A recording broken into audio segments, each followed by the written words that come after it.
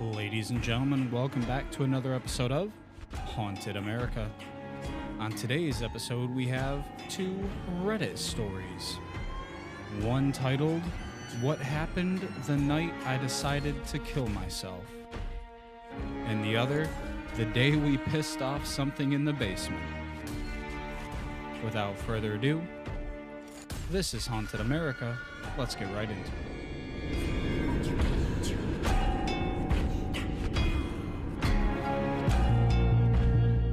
If you or anyone you know has a haunted or chilling ghost story you would like read out loud on the podcast, you can send it to us at hauntedamericapodcast@gmail.com. That's hauntedamericapodcast@gmail.com.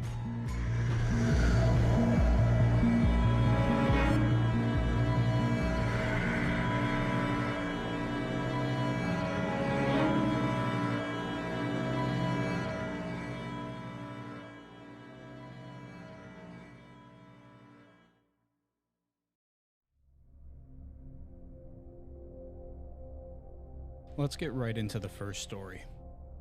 This one is titled, What Happened the Night I Decided to Kill Myself?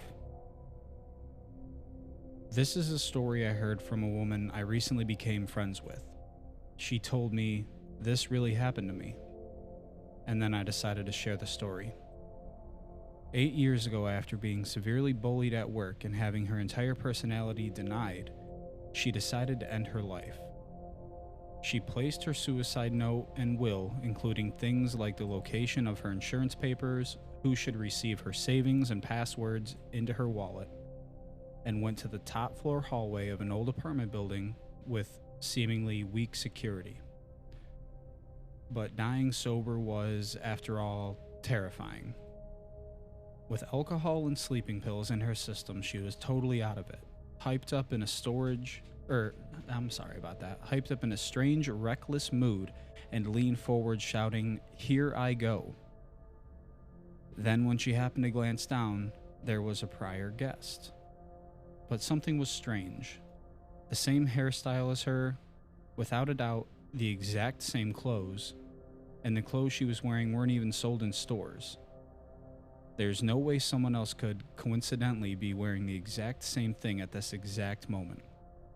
As she was about to leap toward the next world, a new frontier as she saw it, the strange sense of exhilaration suddenly drained away. A prior guest? They're dead, right? But something's off, she thought as she leaned over to get a better look. The scene was horrifyingly grotesque. She could smell blood and even something like burnt flesh. There's no way smells from below should reach this high up. So why could she smell them?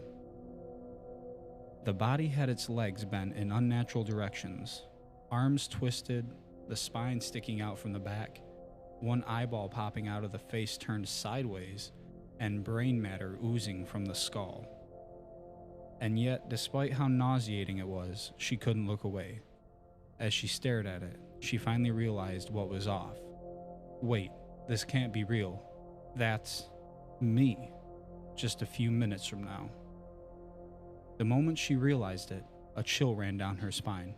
If that's how I'll end up, no, I'm not doing this, she thought, and she turned back home.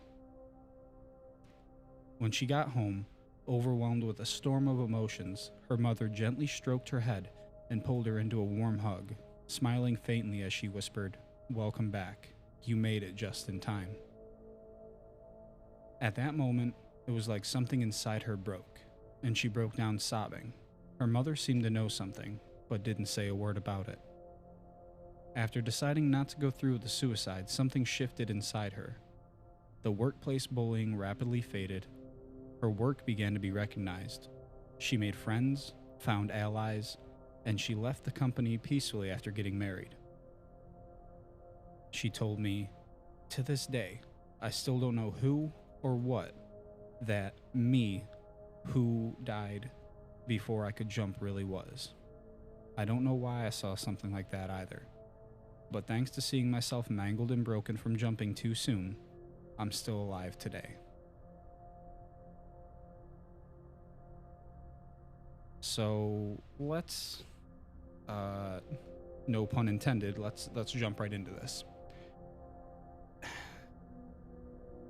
I don't know if I can say 100%, like the skeptic in me doesn't know if I can say 100% she actually saw something that night, because it does say that with alcohol and sleeping pills in her system, she was totally out of it. Hyped up in a strange and reckless mood. She could have been hallucinating, but regardless, whatever it is that she saw while she was out of it, it saved her life. She ended up not jumping because of it. If it was something that she saw, it could have been maybe like her guardian angel showing her something, like, hey, don't do this. This is how you're going to end up. Something like that, right? But I can't 100% say that she actually saw something spiritual.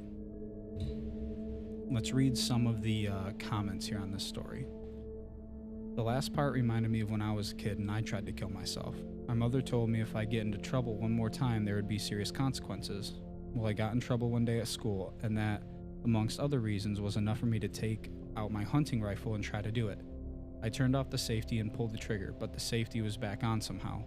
It made me think something had intervened, and I took it as a sign to put the gun away. An hour or so later, my mom got home, and she was in the best mood and was so nice to me and never mentioned me getting in trouble. Okay, so right there is another possible instance of some sort of spirit intervening when someone's trying to take their life too early when it's not their time.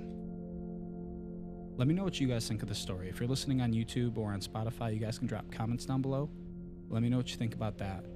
And before we get into the next story, I have to share this because not everybody is lucky enough to see something that makes them stop from taking their life.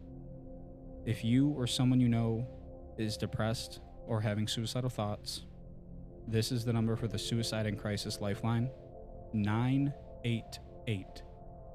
A 988. 988. You can call or text for confidential emotional support, and they'll work with you to get through whatever it is you're going through.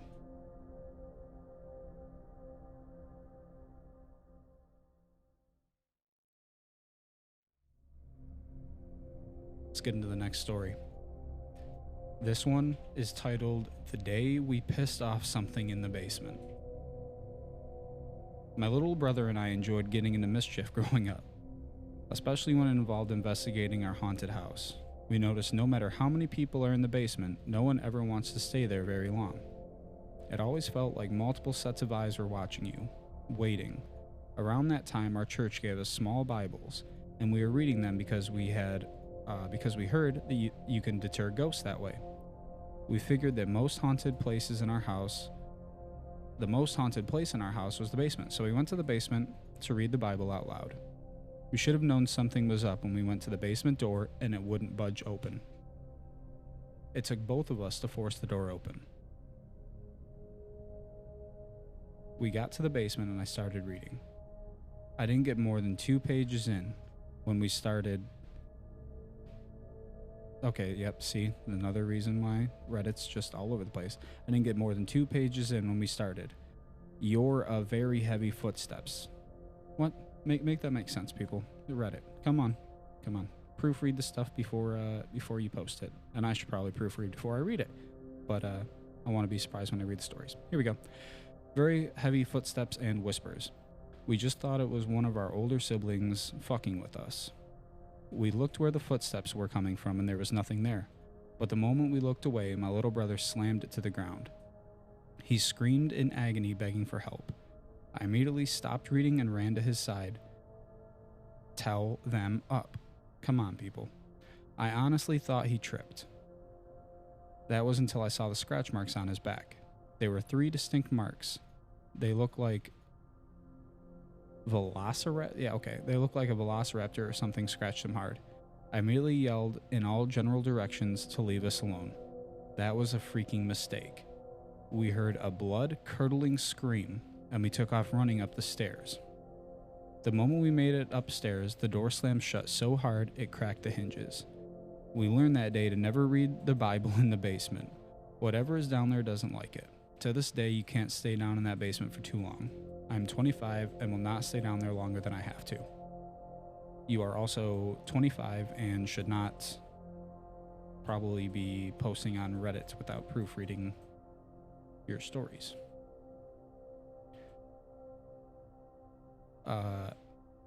So let's get into this one.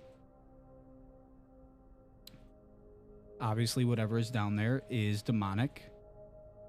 Has to be. If you get scratched by a spirit, that's not good, first of all. A blood-curdling scream, not good. It slammed the door when you ran up, cracked the hinges, definitely not good. It threw your brother to the ground, like, move out of the house. There you go. That's your advice. Get out of the house. Don't live there anymore. Burn it down and leave. Don't really burn it down, but get out of there. That or contact a priest or something and have something done to that house, because that is a very strong spirit that you do not want to be messing with.